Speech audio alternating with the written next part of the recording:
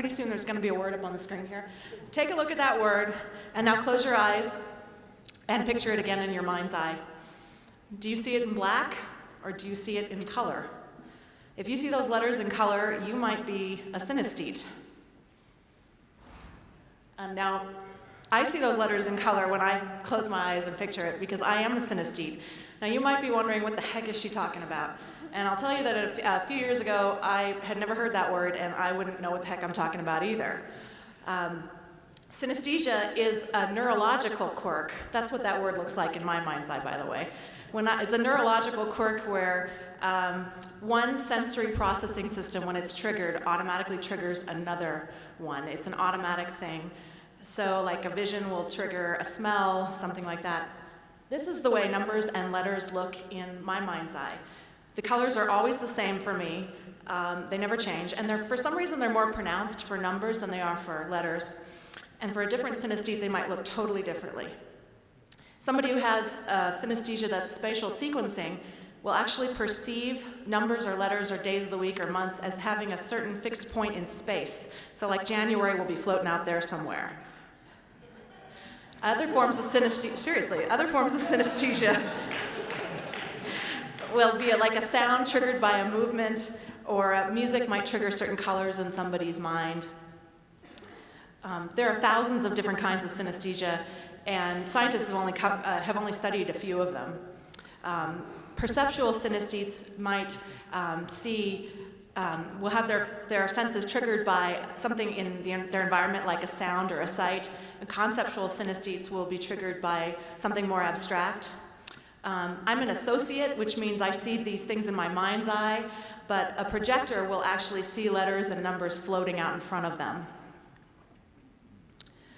The weirdest, thanks. The weirdest form of synesthesia I read about, though, is personification, where you might think that letters or numbers or days of the week actually have distinct personalities.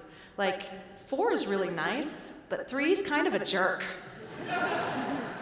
I remember when I first actually realized that I had something different going on in my brain. I was actually walking with my parents in a field, I think I was about 12, and I asked them what colors their letters and numbers were in. And they didn't know what I was talking about. And it wasn't until a few years ago when I read an article in Salon that I realized that what was going on in my brain had a name. And scientists have done MRIs of synesthetes' brains and discovered that when one part of their brain is triggered, another part is automatically triggered at the same time. So they know what's happening in the brain. But there's a whole lot that scientists don't know about synesthesia, like how it's caused. One theory is that we're all born synesthetes, but that for most people, the connections between our senses, those neurological connections, are pruned in most people. Scientists also don't have any good idea about how many people are synesthetes. One study I said that there was 1 in 20,000, one said 1 in 200, so really nobody has any good idea. Mostly because people don't report that they have synesthesia. What does maybe taste like? We'll talk about it later, Terry. I didn't even hear what she said.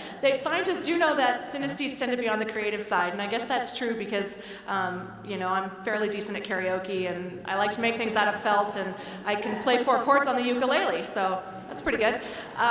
Vance Kirkland, if you haven't checked out his museum in Denver, you really should. He was a synesthete, and he would listen to classical music and then see colors and patterns in his head, and then he'd paint them like the one on the screen. So, have you ever heard the expression, "that shirt is loud"? That's a synesthetic expression, but for a synesthete, that shirt might actually make a sound. I'm trying to figure out what that shirt sounds like. I think it's got to sound like a Muppet, right? A lot of people who have synesthesia don't actually ever talk about it because they feel kind of freakish. I love that cartoon. I never felt very strange having it. It was just part of my life, but it didn't feel really weird. Mostly it's been kind of a party trick for me. People always want to know what colors are their names in, and I have to admit that I have a certain preference for names and words that appear in colors that I like. But only recently I realized I can actually use this skill. So now when I'm trying to remember a number or an address, I actually consciously think about the colors as well as the numbers, and that helps me to remember things. But I'm not showing up on America's Got Talent anytime soon, because I can remember pi to the 1000th digit. It's not going to happen. My name is Mary, and one of the many ways in which I'm wonderfully weird is that I'm a synesthete. And I hope that some of you guys have discovered that maybe you are wonderfully weird as well, and if you are, I hope you'll talk to me. Thanks.